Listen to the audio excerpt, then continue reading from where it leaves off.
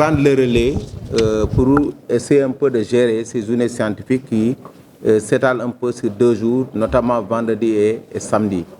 Et juste d'abord pour rappeler, pour ceux qui n'étaient pas là hier, nous avons démarré hier avec les allocutions officielles du directeur. Je pense qu'il a rappelé un peu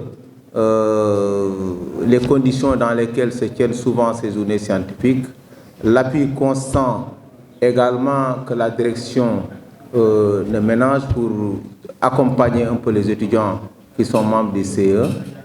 Je pense que son allocution a été suivie par celui du président Moussa Diallo, qui a également rappelé l'importance de ces journées scientifiques, mais il en a profité également pour montrer la place que les travailleurs sociaux doivent avoir dans le contexte du développement de notre pays de façon générale. Pour rappel également, ces journées ont eu comme marraine Madame Gueye Moukantoum, qui est là, qui est la gestionnaire de cette école. Et je pense qu'hier, vous avez suivi son discours, mais ce qui est intéressant et pour moi que les étudiants doivent retenir, c'est les témoignages qui ont été faits par son ami, qui montrent un peu que de tout temps, même à Mariam Ba, elle a toujours fait preuve de discipline, de sérieux, d'assiduité et d'engagement dans sa formation, ce qui lui vaut aujourd'hui d'être là.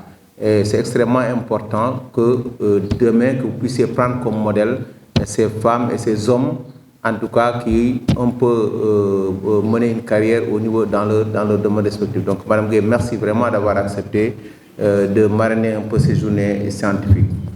J'en profite également pour accueillir M. Mbaye Kébé, qui est un ancien également de l'école et qui a accepté d'être le parrain. Et je pense qu'aujourd'hui, nous prendrons l'occasion, le prétexte également de lui donner le micro pour qu'il puisse également placer quelques mots. C'est un ancien de l'école, c'est quelqu'un qui est très attaché également à cette école, qui appuie constamment les étudiants. Je pense également qu'il doit également vous inspirer parce qu'il travaille dans une organisation non gouvernementale et il a fait ses preuves. Donc c'est pourquoi il a été choisi comme modèle. Je ne commencerai pas sans pour autant remercier en tout cas les chefs de département de cette école, le département du second cycle, M. Cheikh Talibou Ndiaye, remercier également Mme Diana Badabo, qui est chef de département du premier cycle, remercier également la scolarité Mme Touré, qui était également là, remercier M. le médiateur que j'aperçois qui est derrière, M. Lamine Fall, toujours disponible et toujours à côté des étudiants, remercier aussi tous les formateurs, toutes disciplines confondues, remercier le personnel d'appoint, remercier en tout cas la planification, la bibliothèque, en tout cas toute l'équipe pédagogique qui est là à vos côtés de façon permanente pour donner un cachet particulier à votre formation. Ça, je tenais quand même à le faire au nom du docteur Aboundoy, qui est le directeur de cette école. Et je pense qu'également, nous saluons la présence de certains invités qui ont tenu à honorer leur présence et qui sont là. Je vais commencer par les anciens de l'école qui sont là. Je ne peux pas peut-être tous les citer de nom. J'aperçois M. Diouf, j'aperçois Kobar qui est là, également qui est à la DAMS, la direction de l'action médico-sociale. Il y a Cham également que j'ai aperçu tout à l'heure et qui se trouve maintenant à Save the Children. Il y a Djemé également, ils sont nombreux, donc pour ne pas tous les citer. En tout cas, merci de votre présence. Nous saluons également la présence de Youssouf Sissao, qui est militaire, qui est un militaire de l'armée de l'air, qui travaille au niveau de l'escadrille présidentielle, qui est également un parent du président Moussa Diallo, qui a tenu vraiment à être là. Je pense qu'il est là, donc merci vraiment pour votre présence. Saluer également le représentant des étudiants de la zone de la Petite Côte, Ndoubouj et consort Toubacouta, pour ceux qui connaissent un peu la zone, qui a tenu également à être là. Et donc, merci également pour votre présence. Lydia Ledic, qui est juste à côté, qui est psychanalyste et travail social, formatrice, maître de conférence à REMS. Elle est là au Sénégal depuis 6 mois et je pense elle était là dans le cadre de l'accompagnement depuis 6 ans Comme vous êtes là depuis 6 ans, j'imagine que vous allez acheter votre maison et rester définitivement au Sénégal. Hein. Je pensais que c'est 6 mois. Donc, bienvenue au Sénégal. Elle était là donc, pour accompagner les centres un peu qui font dans l'inclusion. Et l'INTSS compte vraiment travailler, collaborer avec elle pour la formation des étudiants, mais également pour la formation des enseignants que nous sommes dans d'autres cadres. Alors, je voudrais aussi saluer une de mes patronnes qui est là, Judith Mukamana, qui est rwandaise, qui est la directrice exécutive de l'ONG Action Jeunesse Environnement, AGE, qui intervient au Sénégal depuis 1990, je crois. En tout cas, je pense que j'étais le premier animateur de cette ONG à l'époque. Et nous saluons vraiment votre présence. Elle intervient dans beaucoup de secteurs et aujourd'hui, elle reçoit nos stagiaires. Et l'année dernière, je pense que Moussaï a fait un séjour de 3 mois à Ndoumout au niveau de la Petite Côte dans le cadre de l'agroécologie, mais également dans le cadre de l'organisation des sentiers solidaires. Et là, nous pensons que nos étudiants ont également besoin de comprendre un peu comment on gère, comment on organise également un sentier solidaire. Donc, merci à vous tous. Donc, voilà un peu comme préalable ce que je tenais à dire au nom de monsieur le directeur, sans oublier la mention spéciale au comité exécutif des étudiants, donc qui n'a ménagé aucun effort pour donner un cachet particulier à ces manifestations.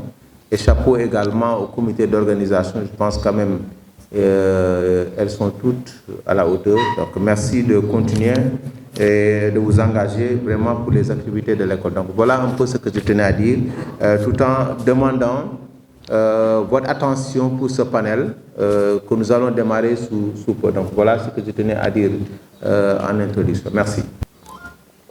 Merci beaucoup, monsieur le modérateur. Monsieur le directeur des études ESTAD, monsieur le parrain, madame la marraine, chers panélistes, chers invités, chers commentateurs, chers collègues, chers participants.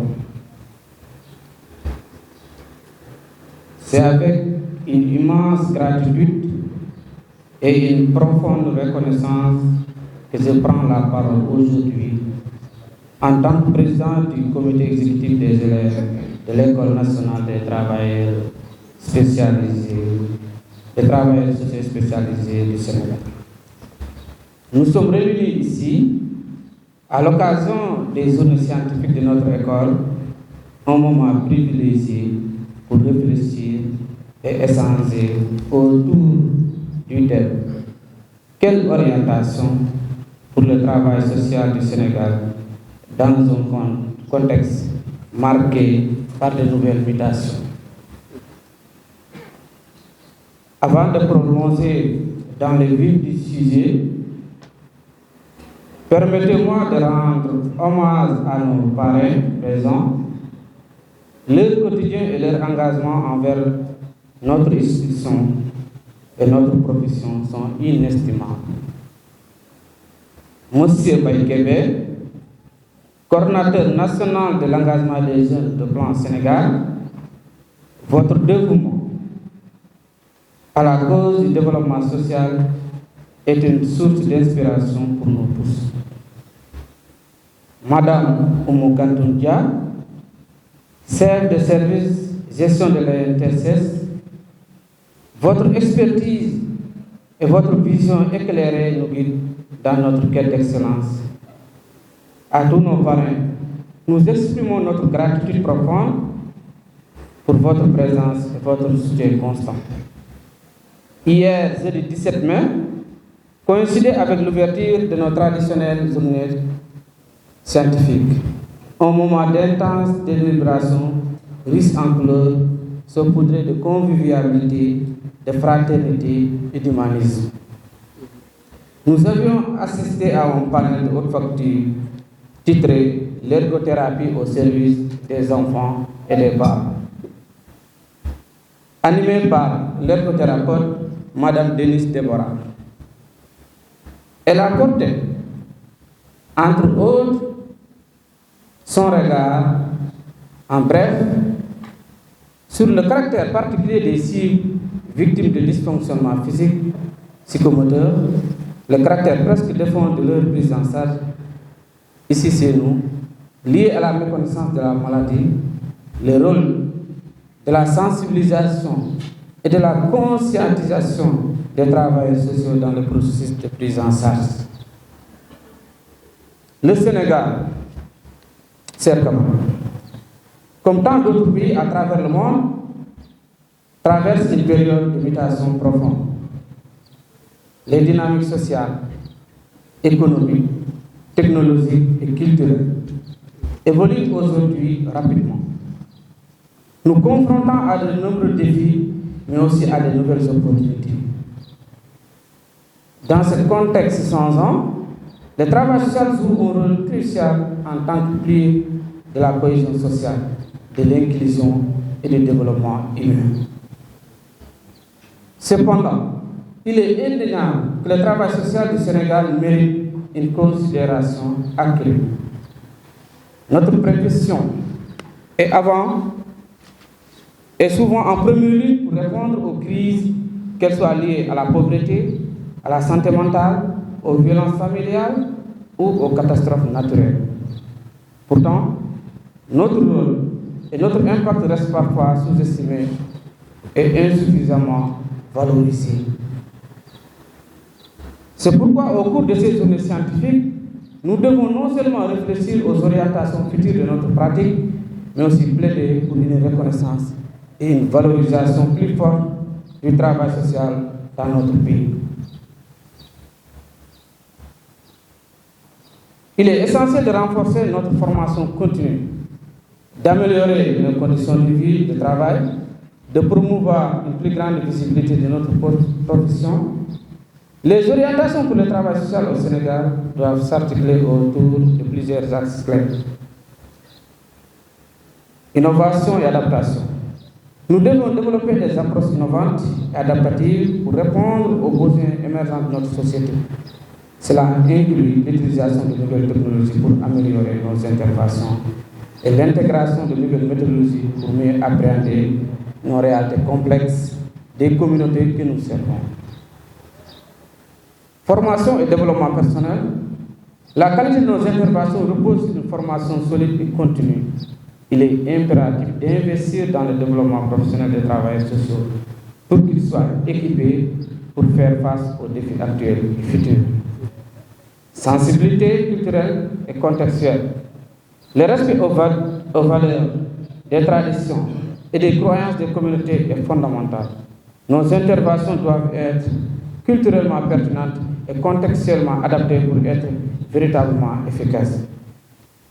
Plaidoyer et sensibilisation.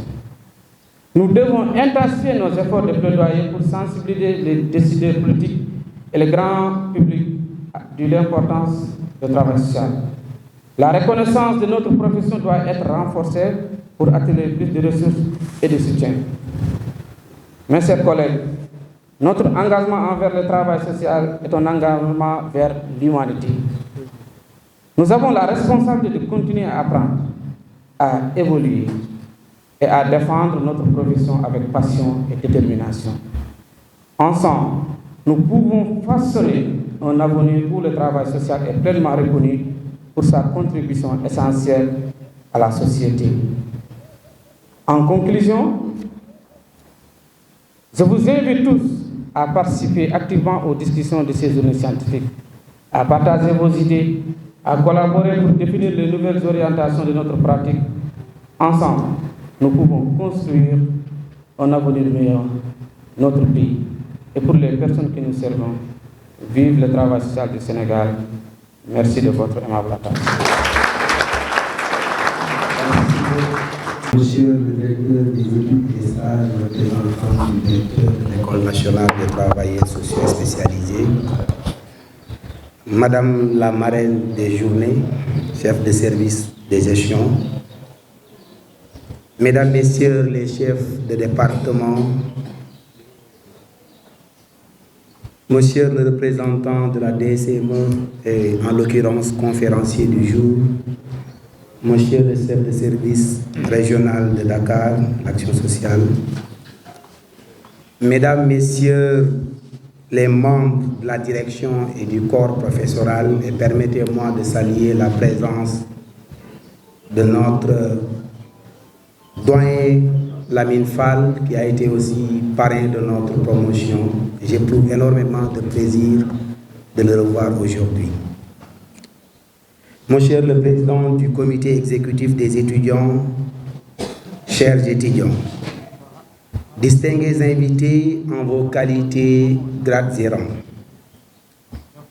Je m'appelle Mbaye Kébé, je suis coordonnateur de l'engagement des jeunes au niveau de plan international Sénégal. Mais tout d'abord, permettez-moi de rendre grâce à Allah subhanahu wa ta'ala, qui de par sa bonté et sa bénédiction nous a permis encore une fois de nous retrouver au sein de cette prestigieuse école qui nous a fait ce que nous sommes devenus aujourd'hui dans le milieu professionnel. Donc, c'est un retour au bercail, là où tout a commencé. Ce fut une matinée du 2 novembre 2015, plein d'espoir, que nous avions été baptisés et intronisés 25e promo, que j'ai eu l'honneur de partager avec de merveilleuses personnes, devenues aujourd'hui des amis. J'y reviendrai. En ce temps, j'avais tout juste 20 ans. Oui, c'est pour vous dire que les ambitions n'ont pas d'âge. Il suffit juste d'y croire. Chers étudiants, je voudrais, par ce chapeau introductif, vous rappeler ô combien je suis heureux et honoré d'être choisi parrain de ces journées scientifiques et d'intégration que j'ai eu à vivre en tant qu'étudiant. Cet événement constitue une tradition, marque de bienvenue et surtout de moments de partage entre nouveaux et anciens de l'école. Tout à l'heure, quand j'ai foulé la porte de l'école, je me suis rappelé de l'adage qui dit « Le temps passe, mais les souvenirs demeurent ». Et de par la rétrospection, je revois encore les beaux moments vécus au sein de l'école, dans les salles de cours, sous l'arbre où nous avions l'habitude de préparer le thé, à la mosquée, dans le hall, et enfin, chez Issa Ndiaye pour percevoir nos bourses à la fin du mois. Comme tout étudiant, nous étions agités, euphoriques parfois, mais aussi dynamiques, engagés, persévérants et surtout conscients que la réussite était notre leitmotiv. Mesdames et messieurs, quand j'ai été contacté par le président Moussa pour être parrain de ces journées, je lui ai demandé de m'accorder du temps pour le répondre. Et à partir de là, je me suis posé une question. Qu'est-ce qu'une telle désignation voudrait bien signifier pour lui et son équipe? Et après de longues discussions avec des amis et surtout des camarades de promo, j'ai compris tout le symbolisme qui est derrière ce titre que vous m'avez conféré avec tant de sincérité, de générosité et surtout d'affection afin de servir d'exemple à nos frères et sœurs travailleurs sociaux. C'est pour vous dire comment je suis profondément touché par cette marque d'estime et de reconnaissance. Aujourd'hui, c'est un moment particulièrement sympathique et original que nous sommes en train de vivre. Cette école nous tient à cœur, car elle fait partie intégrante de notre vie. Chers étudiants, Soyez fiers d'appartenir à cette grande famille des travailleurs sociaux, diversifiés, mais surtout riches en potentiel. Chers étudiants, être travailleur social, autant pour moi, n'est pas chose facile, du fait des exigences que demande cette profession, en termes de connaissances, de comportement, de difficultés et surtout de faible valorisation dans une société en perpétuel mouvement. C'est à vous alors de montrer que vous avez votre place dans cette profession, inconnue du grand public. Et par là, je pense que ces journées d'intégration devront être un moment de plaidoyer fort, surtout à l'endroit des décideurs. C'est désolant parfois de revenir dans ces journées et de constater l'absence totale des décideurs à qui nous devrions nous adresser. Malgré les difficultés liées à l'insertion professionnelle des jeunes sortants, des conditions d'apprentissage parfois aussi dures, soyez toujours conscients que vous devez réussir. Il n'y a pas de secret. La réalité en est que vous devrez vous donner le meilleur de vous-même pour servir l'humanité, les enfants, les personnes handicapées, les malades, les personnes privées de liberté, les femmes vulnérables, les enfants de la rue et tant d'autres couches. Contrairement à ce que disent certains, vous devez y croire. Vous avez votre place dans le marché de l'emploi, du public comme du privé. L'essentiel, c'est d'être outillé pour saisir les opportunités. Armez-vous de connaissances solides pour faciliter votre insertion professionnelle. Respectez vos professeurs, ils sont vos maîtres dans le domaine. Rapprochez-vous de vos aînés, ils sont vos conseillers. Faites des recherches, vous allez trouver des opportunités. Ayez des objectifs personnels très clairs, ça vous aidera à faire de bons choix. Participez aux activités associatives et bénévoles, vous aurez plus d'expérience pratique. Travaillez votre communication, vous saurez mieux vous vendre. Tels sont les conseils d'un aîné. À présent, je m'adresse à l'administration. Nous sommes témoins de tous les efforts que l'actuel directeur et son équipe est en train de faire pour permettre aux étudiants d'être dans de meilleures conditions. Récemment, nous avons été témoins de l'inauguration de l'infirmerie de l'école et notre école a changé. Elle est devenue plus accueillante, plus agréable et plus innovante. De loin, nous sommes si près et fiers. Félicitations à toute l'administration de l'école et particulièrement au directeur.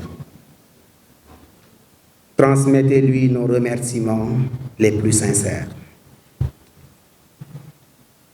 J'en profite pour rendre hommage à mes maîtres de sciences sociales, les éminents professeurs de l'ENTSS, et prier pour le repos des âmes de ceux qui nous ont quittés, particulièrement Madame Boussofal, Monsieur Adia Tandian, Monsieur Ibundong et Monsieur Pape Omar Faye, qui ont grandement contribué à notre parcours académique. Dans ce même ordre, j'aimerais adresser mes vives félicitations au président du CE et à toute son équipe pour leur engagement et détermination à contribuer au rayonnement de cette école. Pour avoir été à vos places, je sais combien c'est dur de porter la voix des étudiants. Soyez-en félicités pour l'esprit de sacrifice. Mesdames et messieurs, je ne saurais terminer ma communication sans pour autant remercier ma famille au sens large, qui m'a toujours soutenu. Aboubakr, Amadou Niang, Mohamed Kébé, Mam Cheikh, Tcherno, Cheikh Kébé, qui ont effectué le déplacement. À mes collègues de travail, Ngone Diouf, Mohamed Kébé, merci du fond du cœur. À mes camarades de la 25e promo, Alassane Diouf, Khadi Bella Ndour, Fadilatou Mbacké Diallo, je ne saurais vous remercier assez. Nous avons passé 3 ans à l'école, 6 ans après, 9 ans de relation, 9 ans d'amitié, d'étudiants à professionnels. Merci pour votre présence. Vous êtes aussi des fiertés de l'ENDSS. À mes collègues des autres promos qui ont effectué le déplacement, Mamadine Djemé et Mohamedou Thiam de Save the Children, recevez mes remerciements. Récemment sortis de l'école, vous êtes sur le chemin de la réussite. Mesdames et messieurs, c'est par ces mots que je termine mon allocution et en profiter pour remercier aussi la marraine de cet événement. Merci de votre aimable attention. Que la fête soit belle. Je pense que depuis hier, quand même, on a eu droit à des communications de haute facture. Et je pense que le CE, il faudra quand même qu'on innove un peu. Il faudra récupérer l'ensemble de ces discours-là pour mettre ça un peu dans le rapport. Ça, quand même, c'est une suggestion que je fais à l'endroit du CE. Vraiment, M. Kébé, vous voyez bien transmettre votre allocution. Ce sera la mise avec le directeur, mais également avec Mme Gueye, pour que ces discours-là soient, parce que c'est des discours de marbre, hein, vraiment qu'on puisse quand même les archiver dans l'histoire de l'école. Hein. Et en vous écoutant très sincèrement, je ne sais pas si vous avez fait attention. Vous avez une très bonne diction, contrairement à moi. Je revoyais un peu le discours de Kéba Mbaye s'adressant aux étudiants pendant les années de Brest. Merci vraiment pour votre excellent discours. Hein. Alors maintenant, sans plus tarder, je pense que nous allons commencer la réflexion de façon concise et précise. Nous devons réfléchir ce matin sur quelle orientation pour le travail social dans un contexte marqué par de nouvelles mutations. Et nous l'avons scindé en 2 sous-points. Le premier, c'est le travail social et mutation politique, qui sera introduit par M. Boucar Diouf. Je reviendrai tout à l'heure sur la personne. Le deuxième, ce sera travail social et mutation socio-économique également, qui sera présenté par M. El Malik Sougou. Nous avons donc porté notre choix sur ces 2 éminentes personnes parce que tout simplement nous avons réfléchi pour voir, pour essayer de donner la parole à des personnes qui ont fait l'école mais qui sont dans le secteur professionnel.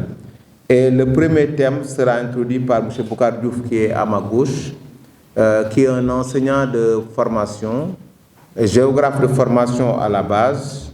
Je pense également qu'il fait partie des promotions qui ont fait la géographie de la santé, au même titre que notre nouveau ministre, Dr Ibrahima Sy, qui a également fait géographie de la santé, même si je suis la première promotion quand même à faire géographie de la santé, et bien avant vous et bien avant le ministère de la Santé quand même. Hein. Alors ça quand même c'est de l'histoire. Hein. Donc Boucar est également conseiller en travail social. Il est chargé de programme et responsable du bureau Impact des changements climatiques sur la santé à la direction de la santé de la mère et de l'enfant, qui est une direction qui fait partie des directions du ministère qui se trouve, je crois, à la cité Kergorgui et qui fait beaucoup dans la protection de l'enfance, dans les questions de nutrition, de sensibilisation et de prévention. Et je pense que nous allons lui passer le micro pour qu'il puisse nous parler un peu du travail social et des mutations politiques. Hein. Je me rappelle quand nous avons appelé Boucar pour lui dire que nous aurions souhaité qu'il nous parle un peu des mutations politiques. Il a dit pourquoi on a porté le choix sur lui. Pourquoi on ne lui a pas donné les mutations socio-économiques. Bon, j'ai juste éclaté de rire en disant non, je pense quand même, vu le contexte dans lequel nous sommes, l'occasion faisant le larron, comme vous êtes maintenant de l'autre côté, vous êtes dans l'anti-système, vous êtes de ce parti-là, nous avons pensé que vous avez des référentiels qui vont nous permettre un peu de connaître un peu les mesures qui seront prises à ce niveau-là. Bon, c'est vrai que c'est pas mauvais aussi de présenter l'autre casquette, hein. Donc en dehors de ces titres-là au niveau professionnel, je rappelle qu'il fait partie de PASTEF et il est le coordonnateur départemental du département de Fatick, une région de Fatick. Sans doute, peut-être c'est ça qui nous a peut-être poussé à vous choisir parmi les panélistes. Vous avez la parole, M. Boukhadou. Merci. Moi, c'est le directeur des études, M. Mou. Donc, pour la présentation, bonjour à tout le monde. Je retrouve ma famille. Hein. Voilà, donc, comme il a dit, je m'appelle Boukhadou. Donc, je suis sorti d'ici en 2022. Donc, la promotion, la 25e promotion, donc, du second cycle, option gestion des services sociaux. Donc, actuellement, comme il l'a dit, je suis à la direction de la santé de la mère et de l'enfant, précisément la division de la santé de l'adolescent. Alors, je me plais aujourd'hui de prononcer donc cette réflexion sur le travail social et l'éducation politique. C'est vrai que lorsqu'ils m'ont annoncé, je lui ai posé la question, mais aussi je me suis dit, tiens, mais ces gens-là, bon, c'est parce que j'ai une casquette politique, hein, qu'ils ont choisi ce thème pour que j'en parle. Alors, c'est bien. C'est dire que le travailleur social, évidemment, peut garder alors son rôle, son éthique, mais à la fois son militantisme. On ne peut pas le lui refuser.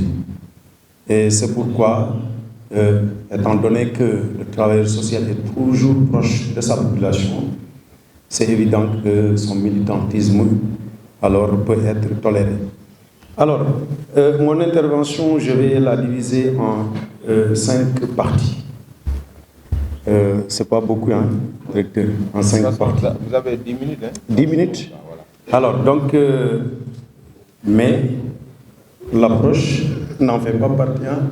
Je voudrais, avant de commencer, je l'ai même oublié, saluer le directeur des études, le directeur de l'ETSS, le docteur Doucouré, le docteur Ndoye, excusez-moi, hein, je parle trop du docteur Doucouré qui est mon directeur. Alors, saluer aussi le directeur des études, M. Mou, très collaboratif, très ouvert envers les étudiants. Donc, on a fait 3 ans ensemble sans difficulté, franchement. Alors, saluer en plus le chef du département du second cycle, M. Cheikh Talibou Ndiaye, le chef du département du second cycle, Mme Dabo. Alors, tous nos formateurs, donc commencer par mon directeur, le directeur régional de l'action sociale, M. Sougou, M. Babacar Ndiaye qui n'est pas là, qui est au Canada, et tous les autres directeurs, tous les autres formateurs. Donc, vraiment honneur à vous pour avoir donné quand même une très bonne formation à ceux qui sont sortis, mais à ceux qui sont là. Donc, je disais que mon travail, je l'ai divisé en 5 parties. Donc, la première, c'est l'impact des politiques publiques sur le travail social. La deuxième, c'est l'évolution des besoins sociaux et sociétaux. La troisième, c'est les rôles et les défis éthiques des travailleurs sociaux. La quatrième partie, c'est l'adaptation et l'innovation dans les pratiques. La 5e et dernière partie, c'est l'influence des mouvements politiques et sociaux. Alors, comme introduction, le travail social, vous le savez, va avec les mutations politiques. Toujours le travail, si on prend l'historique du travail social qui est né évidemment de la révolution industrielle. Alors je vais enfiler, M. Mbou, un tout petit peu mon statut ou bien ma veste de professeur d'histoire et de géographie en parlant de la révolution industrielle et de ses conséquences. C'est à partir des conséquences de la révolution industrielle, évidemment, que le travail social est né. Donc, en allant vers la création de coopératives, aussi bien agricoles que d'autres types de coopératives, que les Européens ont pris conscience de la marginalisation d'une partie donc, de la population pour mettre sur place quand même des organisations pouvant lutter contre la pauvreté. Donc le travail social et les mutations politiques sont intrinsèquement liés, car les changements dans le paysage politique influencent souvent les pratiques, les priorités et les conditions du travail social, évidemment. Cependant, à l'instar d'autres fonctions, le travail social doit surmonter le défi du conformisme, ne pas rester sur place, ne pas uniquement adopter les anciennes méthodes, mais essayer de bouger en fonction de la situation politique qui est sur place, afin de préserver son identité et de faire preuve d'innovation. On le sait, tout changement est source de crise. Tout changement est source de crise et de tensions révélant la force et la faiblesse des acteurs. Mais au-delà d'une simple adaptation à une situation, il donne à voir les nouveaux modes d'identification et de définition de soi des acteurs. C'est dans ce sens qu'il faut comprendre les innovations introduites par les travailleurs sociaux dans l'organisation et le travail afin de faire face à un changement du public et à une transformation du cadre institutionnel. Mais avec la persistance d'une méconnaissance absolue de la place du travailleur social dans les politiques publiques, par les autorités, même actuelles, vous l'avez dit, M. Mbom, même si j'appartiens à ces autorités, mais il est à souligner que ces autorités méconnaissent largement le rôle et la place du travailleur social. C'est à nous maintenant, à compter par moi-même, qui suis le produit actuellement, le produit de cette école. Même actuelle, donc il est nécessaire que le travailleur social, même si les autorités méconnaissent son rôle et sa fonction, il est nécessaire que nous-mêmes, en tant que travailleurs sociaux, redéfinissons donc notre position face au changement de l'espace politique sénégalais. Alors, il est important de dire que depuis 1960 jusqu'à présent, jusqu'en 2024, nous avons vécu 12 élections présidentielles avec des régimes différents. Mais dans aucun régime, je le dis, même celui-là auquel j'appartiens, la place du travailleur social n'est bien définie. Dans aucun régime. Alors, pour le premier point, l'impact des politiques publiques sur le travail social. Il va falloir rappeler les 12 années de règne du président Macky Sall, qui, même si on a été son adversaire, ou bien nous avons été son adversaire, donc les plus farouches, et vous le savez, sans pour autant donc revenir là-dessus, le président Macky Sall a, pendant ces 12 années de règne, montré un réel plaisir de lutter, un réel désir, je veux dire, de lutter contre les inégalités sociales, en mettant le social au cœur des actions de son gouvernement. La preuve, c'est les filets sociaux, mais aussi son axe, l'axe 2 du plan Sénégal émergent. Mais malgré tout, les inégalités sociales étaient frappantes et avaient même atteint un niveau insoupçonné de la vie politique et sociale du Sénégal et se caractérisaient par l'iniquité dans l'accès aux soins, dans le foncier, la justice, le travail, mais aussi surtout la rémunération. Je pense que vous avez donc la capacité intellectuelle d'analyser cette inéquité dans le cadre des soins du moins, du foncier, alors de la rémunération, du travail et consomme. Donc, nous le savons nous tous, les politiques publiques définissent donc toujours les cadres dans lesquels les travailleurs sociaux tout simplement opèrent. Nous dépendons des politiques publiques qui sont définies par les gouvernants, quel que soit le régime, qu'il soit un régime socialiste, un régime libéral, et ce type de régime n'existe plus. Un régime purement socialiste n'existe plus, un régime purement libéral n'existe plus. Nous l'avons appris en géographie économique que depuis pratiquement les années 80, il y a un mélange entre régimes. Et cette analyse a été faite par Giddens. donc dans ses réflexions, en analysant le modèle économique européen, je pense que vous l'avez bien étudié, Giddens, en analysant le modèle économique européen, a vu que ce libéralisme européen a une dose de socialisme. Pourquoi? Parce qu'on ne peut pas continuer à faire la promotion du capitalisme en laissant en marche une grande partie de la population. Mais aussi du côté du socialisme, si on se rappelle de Deng Xiaoping avec la Chine, à la mort de Mao en 1979, Deng Xiaoping arrive au pouvoir. Et qu'est-ce qu'il fait? Il constate que le monde doit changer. On ne doit pas rester dans un conformisme, dans le communisme. Et il innove en mettant sur place les zones économiques spéciales au niveau du large de la Chine à l'est, pour inviter les investisseurs capitalistes à venir s'installer en Chine. Et là, il dilue le modèle socialiste. Il conjugue les deux modèles. Et le développement socio-économique de la Chine donne un excellent exemple au reste du monde, surtout au monde occidental, dans lequel on trouvait des inégalités criantes. Et c'est là que l'Occident a copié, évidemment, sans vouloir le dire, donc à la Chine. Il est cependant important de rappeler les principes de l'intervention sociale.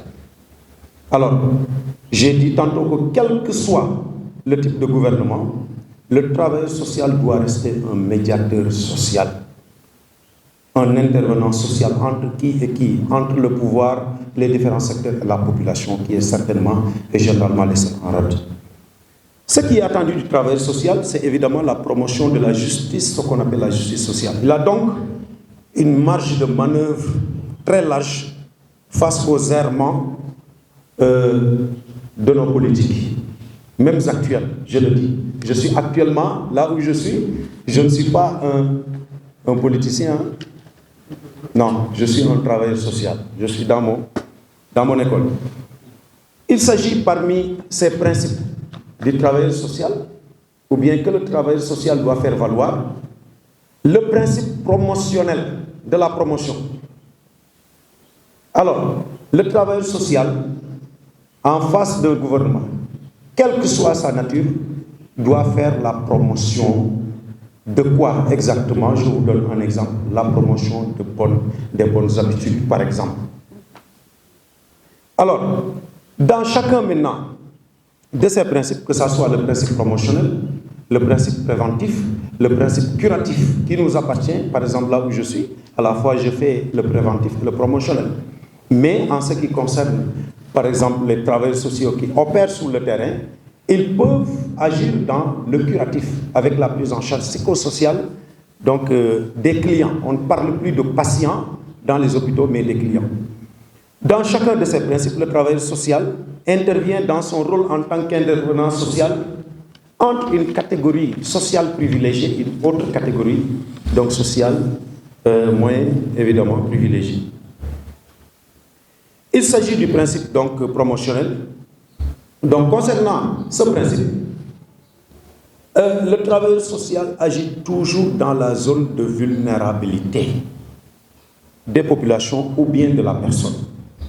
En quoi faisant? En luttant contre ce qu'on appelle la marginalisation sociale, l'exclusion sociale, mais aussi la désaffiliation sociale. Donc c'est là où doit intervenir le travail social.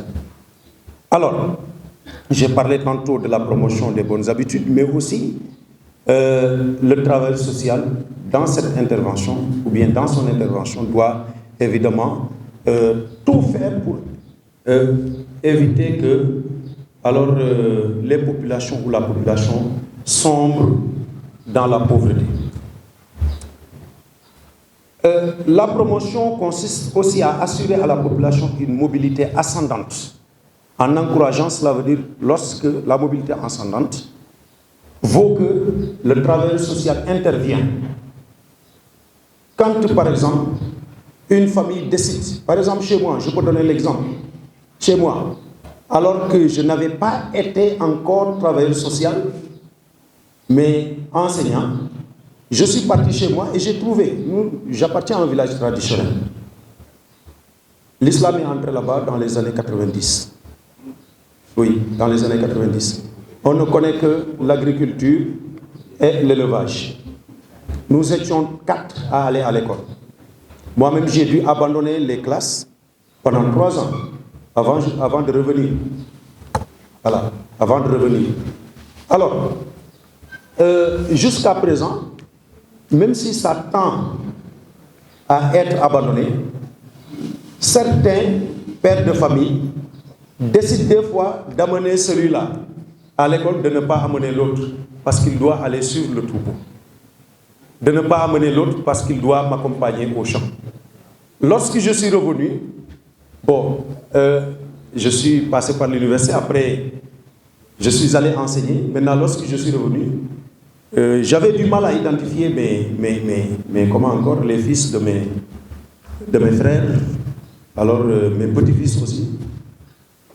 Et lorsque j'ai demandé, on m'a dit que celui-là est réservé sur le troupeau. L'autre là est réservé pour l'agriculture. J'ai négocié avec eux parce que je sais que c'est la réalité.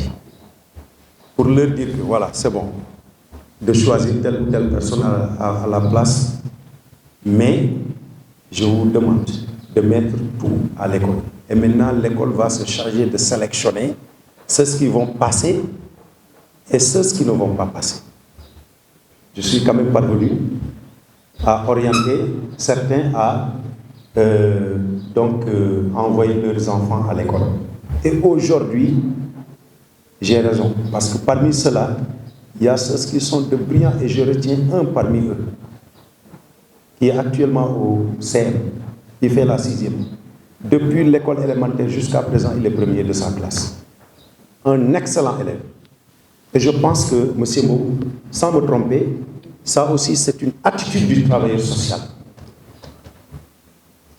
Et c'est ça qu'on appelle la mobilité ascendante. C'est le fait d'orienter des personnes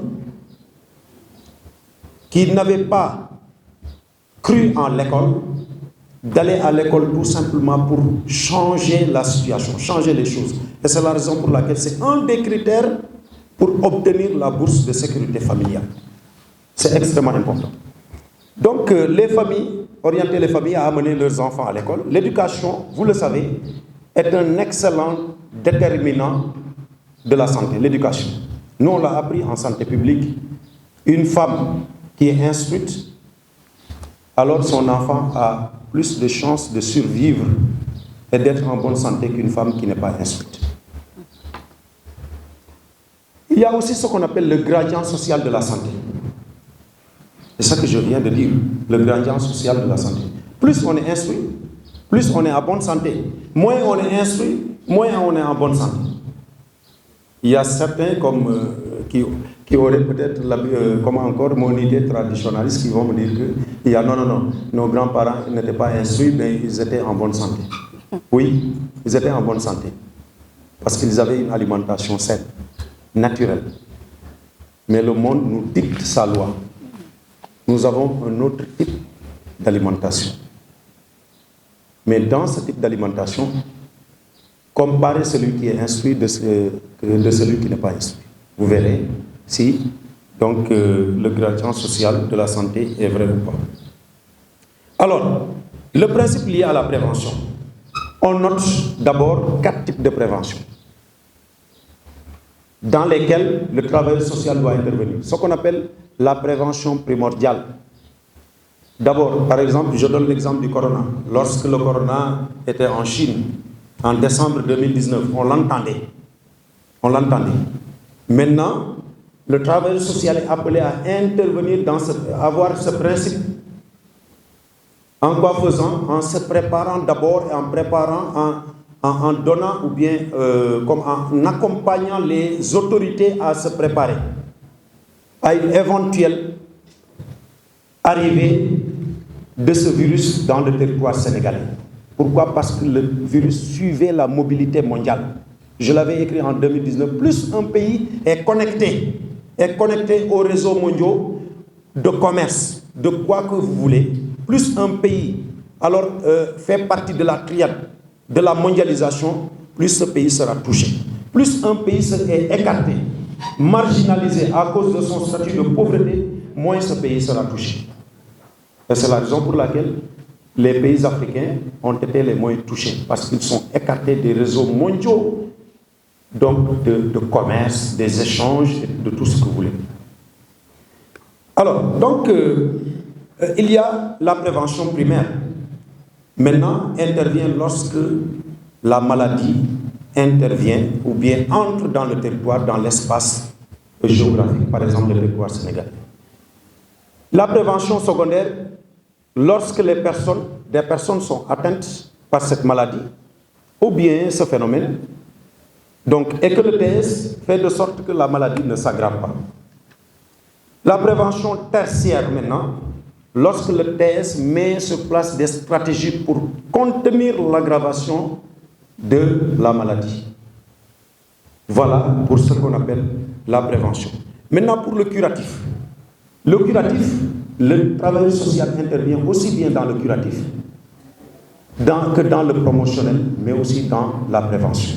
Mais le travail social est appelé à intervenir beaucoup plus dans la promotion des bonnes habitudes, que ce soit de santé, d'alimentation, tout ce que vous voulez, et dans la prévention que dans le curatif. Parce que dans le curatif, alors le travail social intervient dans la prise en charge psychosociale. Il peut intervenir dans d'autres fonctions, mais plus dans la prise en charge psychosociale. Le curatif aussi appartient aux médecins qui interviennent pour tout simplement soigner les personnes qui sont touchées. Alors, c'est ainsi que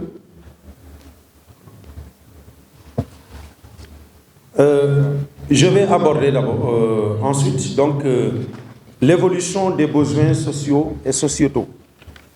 Donc les mutations politiques influencent, comme je l'ai dit de prime abord, les besoins sociaux qui évoluent en fonction des crises économiques. Voilà, des crises économiques, comme nous sommes dans une perpétuelle crise économique. Hein. L'inflation est une crise économique. Moi, c'est comme ça que je le conçois. C'est une crise économique. Certes, elle n'est pas à comparer avec la crise des années 30. Voilà. Mais aussi la crise de 2009, la crise des subprimes, qu'on appelle subprimes en français. La crise de 2009 et d'autres types de crises. Mais la perpétuelle inflation, le coût cher de la vie, le chômage, l'émigration clandestine sont des types de crises qui doivent inciter le travailleur social à revoir sa position par rapport au gouvernement, qui doivent inciter le travailleur social à revoir sa position par rapport à ses interventions. Les changements démographiques, actuellement, bon, il fut des temps, il y a de cela 5 ans, 10 ans, la Chine était la première puissance démographique, avec 1,4 milliard et quelques millions d'habitants. Actuellement, elle est devancée par la Chine. Le continent africain étant plus vaste, malgré ça, le continent africain est sous-peuplé. Alors, mal peuplé, je dirais, mal peuplé, parce que beaucoup plus peuplé par des jeunes. Voilà, donc là, c'est une crise, ça peut donner l'impression d'une crise démographique. La crise migratoire, l'intervenance sociale a sa place dans ce type de crise, qu'elle soit une crise économique, une crise démographique, la crise migratoire ou d'autres types de crises liées à des inégalités sociales. L'intervenance sociale doit définir sa position. Ce n'est pas au gouvernement, je le dis, ce n'est pas au gouvernement. Actuellement, le duo Sonko-Diomaye, je vous rappelle que, si je me permets de le dire, c'est en 2021 que j'ai parlé de Diomaye qui est actuellement président. Au moment où tout le monde ne le pensait pas du tout, que je lui ai parlé lorsqu'il m'a interpellé sur l'École nationale des travailleurs sociaux. Je lui ai parlé du travail social, du rôle du travailleur social. Qu'est-ce que le travail social? Quelle est son importance? Il m'a simplement dit que si ce n'était que, si les messages étaient restés jusqu'à présent, je vais vous le montrer. Alors il m'a dit que je ne savais pas ça du travail social. Donc c'est dire que même Ousmane Sonko ne comprend pas exactement qu'est-ce que le travail social. C'est la raison pour laquelle dans ce livre-programme dénommé Projet, ils n'ont parlé que des personnes handicapées et des femmes. Uniquement. Et la faute, c'est à qui, M. Mbou? À moi. À moi, à qui encore? À vous. Parce que lors de l'élaboration du programme, on n'a pas su imprimer notre marque. Et c'est après que malheureusement, Baye Diane de Mouromb, je ne sais pas comment l'Olof le dit, Ngay Dor Watat. C'est comme ça. Voilà. Ngay Dor Ci Watat. Finalement, on a dû écrire pour leur dire qu'est-ce que le travail social. Malheureusement. Alors, donc, la troisième partie, c'est les rôles et les défis éthiques des travailleurs sociaux. Les travailleurs sociaux sont souvent confrontés à des dilemmes éthiques dans le contexte de mutation politique, comme la neutralité et l'engagement. Ou bien on s'engage, ou bien on est neutre. Mais il y a une question que mon chef de département, Monsieur Cheikh Talibou Ndiaye, nous avait posée en première année. Je ne sais pas si en première année ou en deuxième année, s'il vous l'a posée ou pas. Je ne retiens plus la question, mais ça va dans ce sens. Est-ce que le travailleur social doit être neutre ou s'engager politiquement? Quand on prend l'exemple de Guy Marius Sagna, qui symbolise l'ADN du travailleur social, je pense que le travailleur social, face à certaines errances des gouvernants, ne doit pas être neutre. Certes, en révisant la leçon sur le travail social communautaire, le travail social doit être toujours aux côtés de la population, mais doit aussi affirmer son engagement. C'est en étant à la fois auprès des travailleurs. Les travailleurs sociaux peuvent en être amenés à jouer un rôle militant et d'avocat des populations marginalisées, en s'opposant à des politiques qu'ils considèrent comme injustes et inhumaines. C'est l'exemple du foncier. C'est l'exemple du foncier. L'exemple le plus actuel, c'est l'exemple du foncier. Même dans mon département, il y en a. Entre les populations et l'État. Ce n'est plus entre les populations et un investisseur venu de l'étranger ou bien qui est parmi nous, mais entre les populations et l'État. Et le travailleur social, dans ce cas, doit être toujours du côté des marginalisés. Alors, la quatrième partie, c'est l'adaptation et l'innovation dans les pratiques du travail social. Les travailleurs sociaux doivent constamment adapter leurs pratiques pour répondre aux nouvelles réalités politiques et sociales. D'abord, dans le cadre de la formation. On ne doit pas sortir de l'école pour dire qu'on est bien formé et en rester là. On doit continuer l'auto-formation. On doit continuer la formation parce que le travail social doit s'adapter aux réalités du moment, aux réalités géopolitiques, économiques, sociales, démographiques, parce que le monde bouge, les frontières bougent, et c'est ça qu'on appelle la géopolitique. La géostratégie, les pays développent des stratégies pour s'étendre, pour dominer de plus en plus d'autres pays. L'Europe cherche à dominer l'Afrique. L'Afrique cherche à résister. L'Europe cherche à dominer l'Asie. L'Asie cherche à résister. Alors, les États-Unis cherchent à s'imposer au niveau mondial. Ainsi de suite. Le travail social doit être bien informé, bien formé, pour faire face à ces changements, à tout point de vue. Mais aussi le développement, ces changements impliquent le développement professionnel. La formation continue est essentielle pour permettre aux travailleurs sociaux de s'adapter aux nouvelles lois, technologies et approches méthodologiques, quand on parle de nouvelles lois. Alors, j'ai eu une vive discussion dans ma classe, la 25e promo. Je pense que Yacine Sagna est là. Elle peut en témoigner lorsqu'on parlait de l'homosexualité. Il faut qu'on en parle, mes chers. Il faut qu'on en parle. Hein? Vous m'accordez 2 minutes pour en parler. Il faut qu'on en parle. Moi, je suis travailleur social, mais je ne soutiendrai jamais l'homosexualité. Et je pense que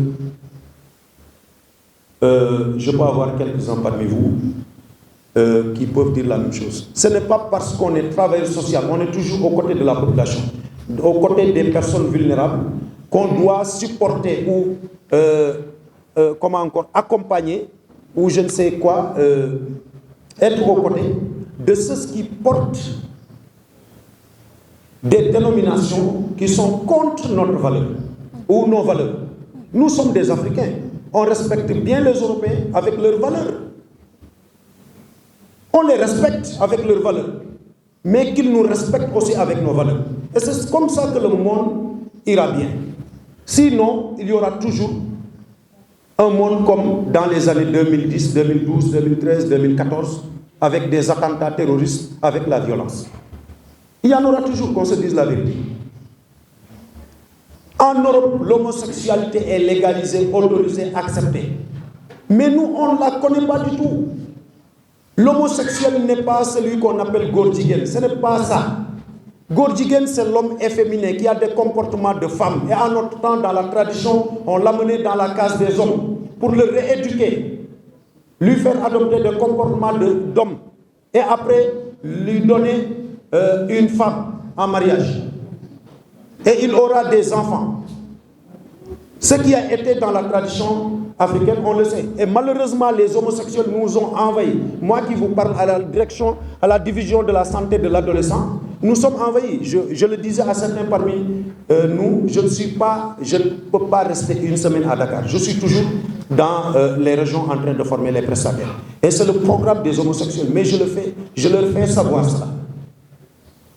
Ils nous envahissent parce qu'ils interviennent au niveau du bas âge pour pouvoir les éduquer à accepter l'homosexualité. Parce que nous ne pouvons plus l'accepter. Et nous, ce qu'on a comme tradition, c'est la polygamie. On a la polygamie par exemple. Ils interdisent la polygamie chez eux, en Europe, et veulent nous faire accepter l'homosexualité. Mais pourquoi exactement? Pourquoi? Parce qu'ils sont économiquement puissants. Ils sont des êtres humains comme nous. Et certains parmi vous peut-être me diront que vous n'êtes pas travailleur. Je suis bien un travailleur social, dans l'âme, avant d'être dans l'école.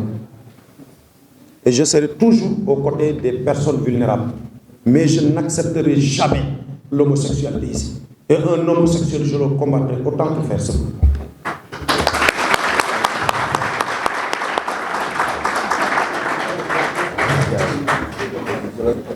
Comme cinquième et dernier point, on a l'influence des mouvements politiques et sociaux.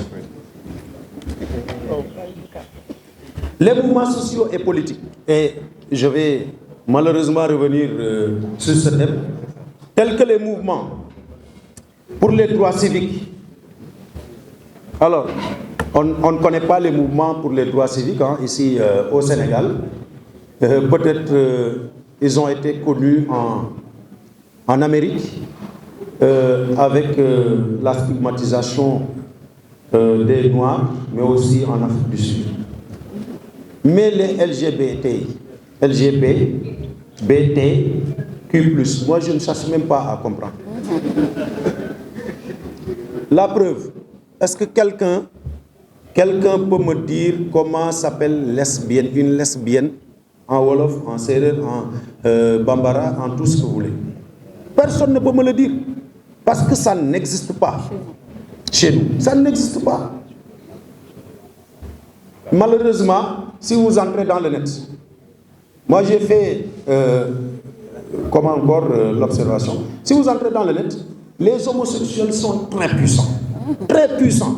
Et je vous dis que dans le régime de Macky Sall, ils ont eu un ministre dès l'accession de Macky Sall jusqu'à son départ. Ils ont eu un ministre qui n'est pas homosexuel mais qui les défend. Ils sont très puissants. Vous savez ce qu'ils ont fait? Ils sont entrés dans le net et ils sont en train de modifier l'histoire de l'Afrique. De modifier l'histoire de l'Afrique pour faire comprendre à la jeune génération africaine que l'homosexualité a toujours existé en Afrique. Ce qui est faux. Complètement faux. L'homosexualité, si elle existait en Afrique, regardez bien ce que je vous dis. Le premier Européen à mettre son pied en Afrique l'a mis au Sénégal, particulièrement à Saint-Louis, en 1444. C'est Denis Diaz. En 1444. Depuis lors, ils nous ont envahis. Ils nous ont dominés grâce à leur technologie. et ils ont raconté du n'importe quoi sur l'Afrique, de même que les Arabes. Ibn Khaldoun, si vous vous souvenez de lui, il était là-bas en Arabie en train de raconter que l'Afrique, en Afrique, il n'y a que des sauvages qui sont là-bas, qui se dévorent entre eux. Alors voilà, ainsi de suite. Il parlait de tout en Afrique. Mais imaginez si l'homosexualité existait en Afrique, si les hommes couchaient entre eux, les femmes couchaient entre elles en Afrique. Imaginez que c'est évident que les Européens allaient écrire parce qu'ils ne cherchaient qu'à nuire l'Afrique. Ils ne cherchaient qu'à salir l'Afrique. Ils allaient l'écrire. Mais en aucun moment, ces Européens, ces historiens européens qui nous avaient envoyés, n'ont écrit que l'homosexualité existait en Afrique. Au contraire, ils ont écrit que l'homosexualité existait chez eux, surtout dans la Grèce antique, et c'est ça qui est à l'origine des cités de Gomorrhe et de Sodome. Et ce qui a développé le sida, c'est évidemment l'homosexualité, qui a fait des ravages aux États-Unis dans les années 80. Ce n'est pas qu'aujourd'hui qu'ils vont revenir pour infiltrer le net, pour modifier notre belle histoire, l'histoire de l'Afrique. Nous sommes un peuple saint qui n'a jamais besoin d'un médecin, d'un docteur pour être soigné. Alors, le travailleur social doit agir pour la justice sociale.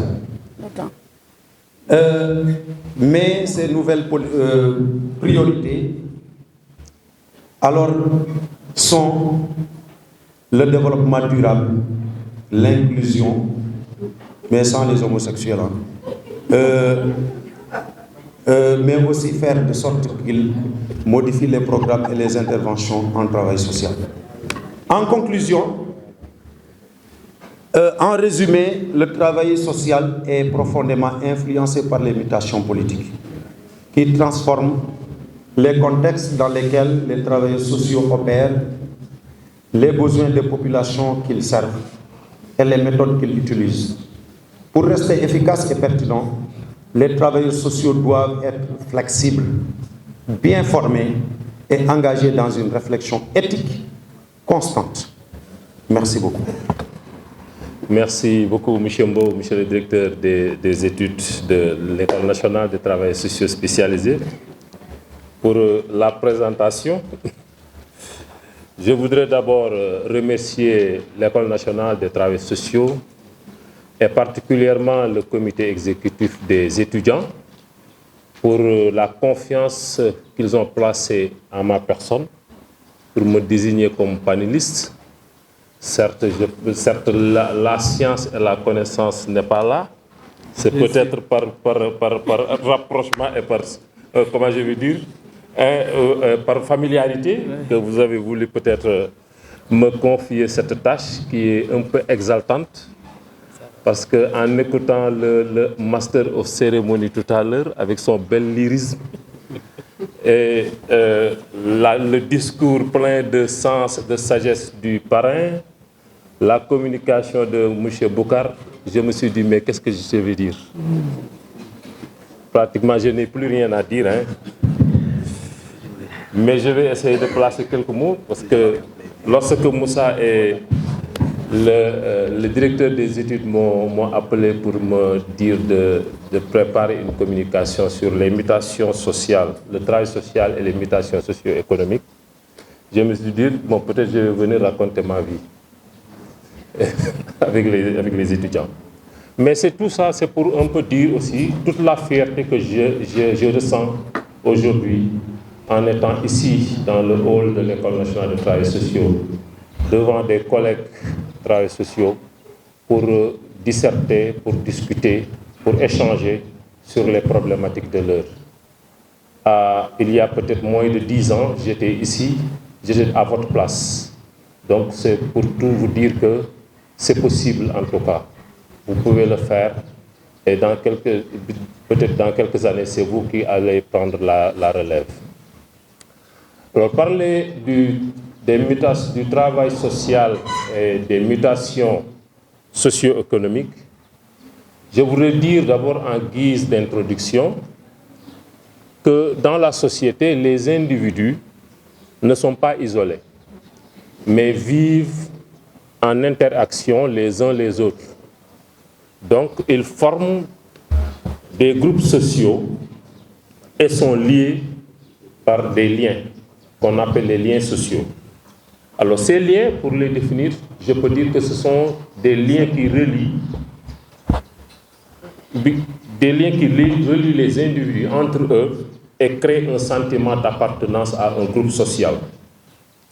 Alors, le thème qui nous réunit aujourd'hui est un thème, à mon avis, multidimensionnel, très vaste, qu'on peut aborder sous différents angles. Mais nous avons préféré le circonscrire à une mutation sociale ou bien une mutation économique, c'est-à-dire le travail. Parce que le travail dans les sociétés contemporaines est pratiquement le principal facteur d'intégration sociale. Donc nous allons voir comment le travail, en tant que les mutations liées au travail vont impacter sur le lien social. Et là maintenant, le travail social, en tant que professionnel du travail social évidemment, donc va intervenir, va avoir une place et un rôle. Dès lors, notre communication va s'articuler autour de 3 grandes masses. Nous allons d'abord voir les facteurs d'affaiblissement du lien social.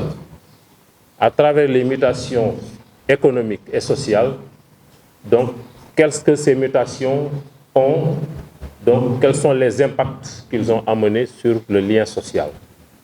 Ensuite, nous allons voir les effets de la précarité sur les liens sociaux aussi.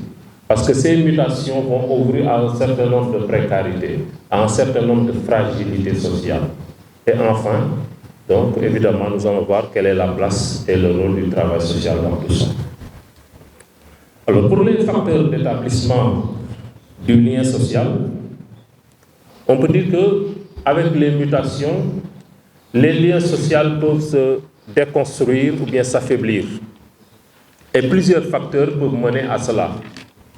Parmi cela, on peut pointer les mutations économiques, les mutations, les transformations sociales, les inégalités sociales, la ségrégation.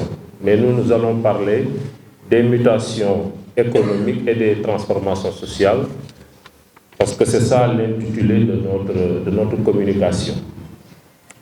Alors, pour les mutations économiques, je l'ai dit tout à l'heure, nous allons circonscrire notre communication sur le travail, parce qu'il y a d'autres aspects qu'on peut prendre sur les mutations économiques, étant entendu que l'économie, c'est des secteurs, c'est divisé en secteurs. Il y a le secteur primaire, le secteur secondaire, le secteur tertiaire, et même aujourd'hui, on parle de secteur quaternaire. Mais tous ces secteurs ont une lame de fond. Il y a une problématique qui les traverse tous, ou bien je dirais, il y a une activité qui les traverse tous, c'est le travail. Alors donc, le travail a connu un certain nombre de mutations. Et l'une des premières qu'on peut pointer, c'est l'instabilité de l'emploi. Auparavant, pratiquement, l'emploi était garanti, était sûr, sécure, avec le développement des CDI, ce qu'on appelle les CDI, donc les contrats à durée indéterminée, donc qui garantissaient au moins un emploi sur une longue durée. Mais aujourd'hui, avec les mutations liées à l'emploi, c'est plus des CDD, c'est des contrats d'intérim, et les changements aussi de l'organisation dans l'organisation du travail. Parce que l'organisation du travail maintenant a beaucoup changé. On parle de flexibilité de l'emploi, on parle de mobilité de l'emploi, et tout cela amène une certaine précarité, font que le travail n'est plus en tout cas source d'intégration sociale forte ou bien stable qu'auparavant.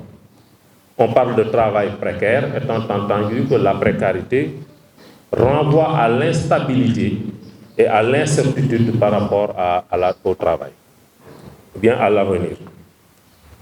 Deuxième point, en termes de mutation liée au travail, c'est l'essor du chômage. Et je pense qu'on peut, dans la société sénégalaise, parler de chômage, parce que ici les taux de chômage sont effarants. Et ça a entraîné un certain nombre de conséquences parfois même dramatiques. Tout à l'heure, je pense qu'on parlait on a eu une discussion dans le bureau de M. Mbou, mais l'une des conséquences du chômage, et surtout du chômage des jeunes, mais c'est des phénomènes comme l'immigration clandestine. Parce que l'absence de perspective d'avenir font que les gens entrent parfois dans des aventures qui peuvent tourner à des drames ou bien à des tragédies au niveau de la société, au niveau des familles. Donc l'essor du chômage menace aussi l'intégration sociale. La privation d'emploi entraîne à la fois la perte ou bien l'absence de revenus, mais aussi, surtout, la perte de liens sociaux.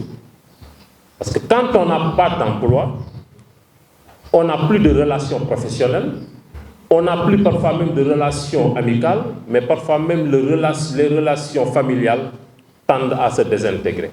Donc vous voyez combien le chômage peut entraîner la désintégration du tissu social. Et ceci peut mener à l'exclusion sociale, ce qu'on appelle l'exclusion sociale. L'exclusion sociale, c'est le processus par lequel un individu est mis à l'écart de la société. Ceci peut découler d'un mode de vie personnel. Il y a des gens qui ont choisi, ou bien par le mode de vie qu'ils ont adopté, ils se mettent à l'écart de la société.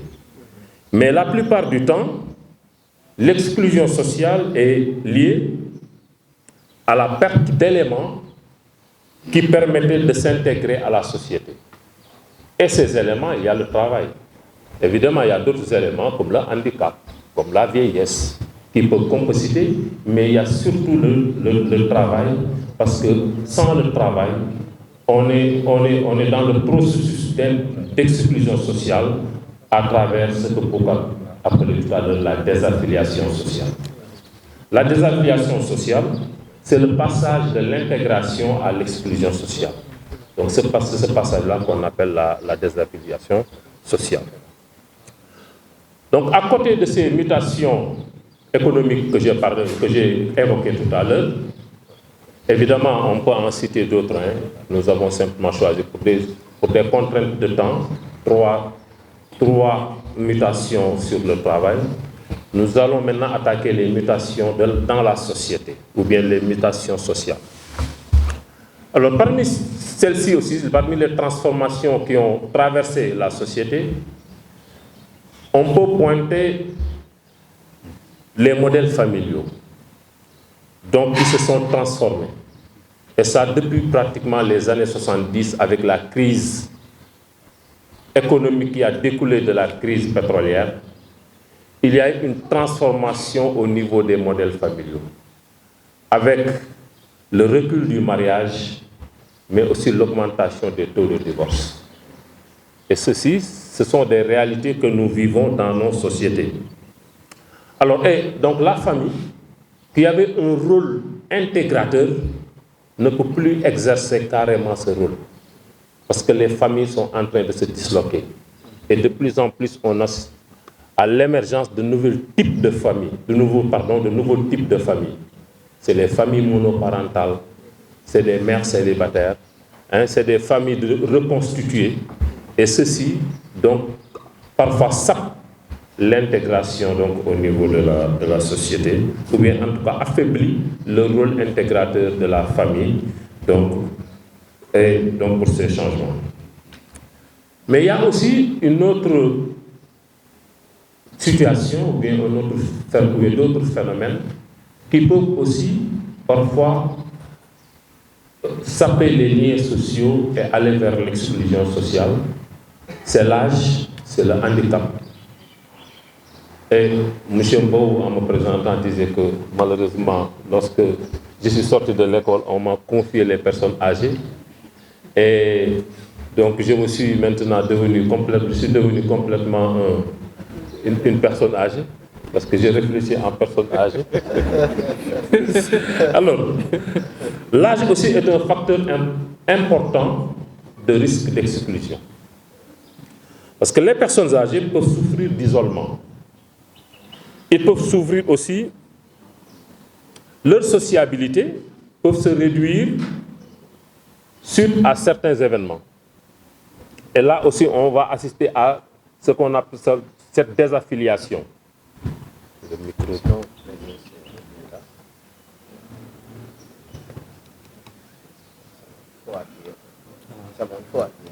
Donc le processus de désaffiliation dont je parlais tout à l'heure peut frapper aussi les personnes âgées.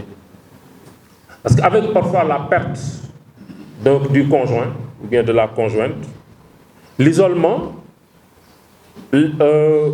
ensuite l'éloignement géographique peut aussi aggraver ou bien accélérer la désaffiliation des personnes âgées, mais c'est valable aussi pour d'autres couches dans la société comme les personnes handicapées. Et là où je vais terminer sur les transformations sociales, c'est la montée de l'individualisme.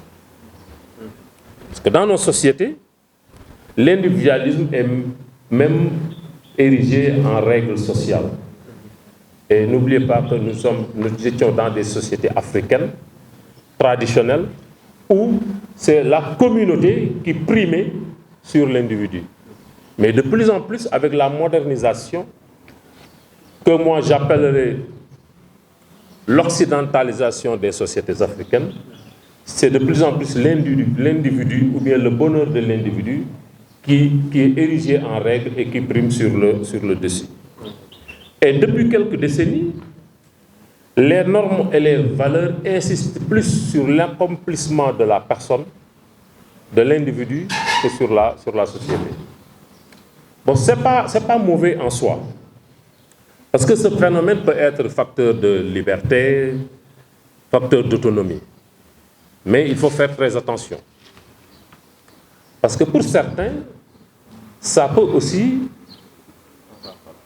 transformer, ou bien ça peut déteindre en tout cas sur la fragilité du lien social et apporter l'isolement pour certains groupes.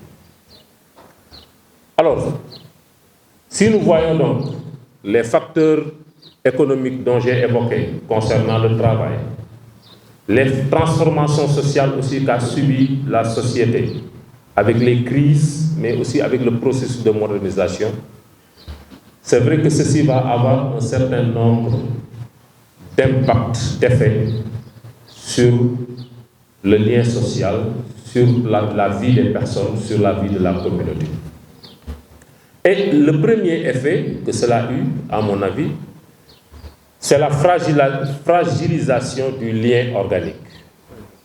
Le lien organique, c'est le lien qui unit les individus à leurs collègues. Et là, je vous renvoie à Serge Pogam avec les liens qu'il a, les 4 types de liens. Parce que nous évoluons dans un milieu professionnel où nous avons des liens, où nous tissons des liens avec nos collègues. Mais avec ce que j'ai dit tout à l'heure, le chômage, ou bien la perte de l'emploi, ou bien la flexibilité du travail, la personne qui perd son emploi n'a plus ces liens avec ses collègues parce qu'il va perdre les liens professionnels, ce qui donc va ouvrir à un certain nombre de fragilités, mais aussi va mener vers l'exclusion sociale. Le deuxième effet, donc sur la précarité sur les liens sociaux, c'est la fragilisation aussi du lien économique. Parce qu'en travaillant, nous sommes des agents économiques, nous consommons parce que nous avons du revenu. Mais avec la perte de revenus, on ne peut plus consommer. Et donc, on est en fragilité économique. Parce que nous ne pouvons plus subvenir à nos besoins. Le troisième lien que je vais évoquer, c'est la fragilisation du lien social. La perte donc, du travail, qui est un facteur d'intégration sociale, va amener la personne aussi à perdre son statut social. Et je pense qu'il y a un penseur sénégalais qui aime dire qu'il y a une citation, j'aime bien sa citation, dit que celui qui n'a pas n'est pas. Hein? C'est ça, on perd le lien, on perd le statut social. On n'a pas, on n'est pas dans nos sociétés. Hein? Et ça ouvre parfois à toutes les dérives. Les gens veulent coûte que coûte avoir pour être. Celui qui n'a pas n'est pas.